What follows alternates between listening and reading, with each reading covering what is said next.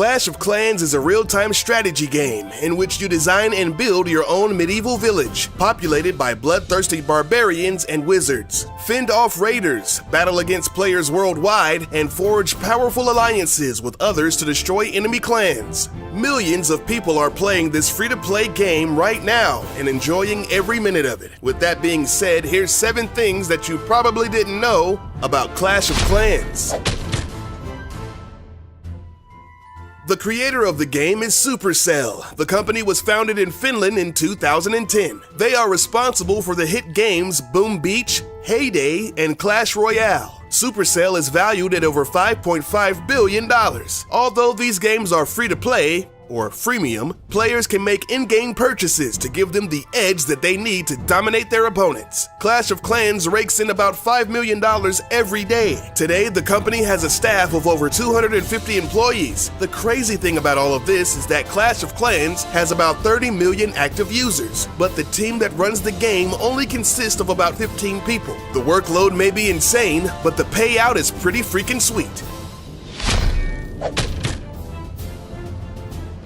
Surprisingly, the game earns most of its revenue from the top 10% of players. Elite players know that the only way to stay on top is to shell out some big bucks. Players are incentivized to pay for wall upgrades, gold, elixir, and expensive archer towers, because if they leave their bases unattended in real time, other players can come along and attack them while they're away, losing trophies and resources. A Clash of Clans player named Panda spent over $7,000 in a single month, and at one time, top Clash of Clans player Jorge Yao spent $250 a week on gems.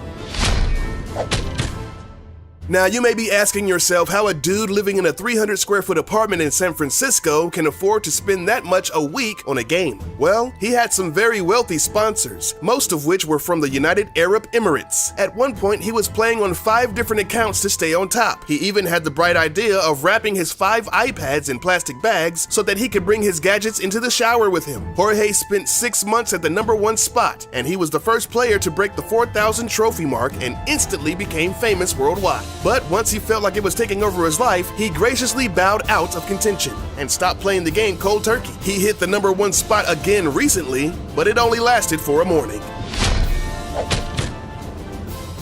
With all this cash flying around, you may be wondering, what do they do with all that money? Well, some of it goes towards marketing purposes. They can afford some big-name celebrities to endorse their game. For Super Bowl 49, they spent $9 million on a 60-second spot starring Liam Neeson. I can't wait to destroy your village while you beg for mercy, but you will get no mercy. I will have my revenge. Liam? I was going for Liam? Over here. This ad was the most watched commercial on YouTube in 2015. At the time of this video, it has around 117 million views. Supercell even got Christoph Waltz, the Bond villain himself, to play in a series of commercials. One even featured the late-night sensation James Corden. But not only do celebrities appear in their commercials, they also play the game. Jeremy Lin, Daniel Craig, and Mr. T, just to name a few. Oh, and don't forget about John C. But seriously, he does play. Speaking of Mr. T, Supercell is obviously fans of the Fool Pitier himself. So much so that the pig rider is modeled after him. The distinctive mohawk and beard is a dead giveaway. The only difference is the voice. Now you got me. I'm not sure why the hog riders need to have such high-pitched voices. In the past, Mr. T has lent his likeness to other games. At one point, he was a spokesperson for the World of Warcraft game. I'm Mr. T and I'm a Night Elf Mohawk. What's your game? Another highly beloved character of the game is the Pika. This seemingly unstoppable force has the strongest armor of any elixir-based troops and the highest damage of any normal unit in the game. The letters P-E-K-K-A don't officially stand for anything in particular. Supercell held a Facebook contest in August of 2012 to see who could come up with the best written-out name for Pika, as judged by the number of likes. The name, Perfect Enraged Knight Killer of Assassins, was the winner. But what is a Pika? A knight? A samurai? A robot? No one knows. But the mysterious and dangerous Pika is a girl. On one of the loading screens, there's a tip that reads, "The armor on Pika is so heavy that spring traps do not work on her." Now, some may say that calling a Pika a her is the same as christening a ship as a she, but honestly, at the end of the day, it doesn't matter what gender Pika is. It's still badass.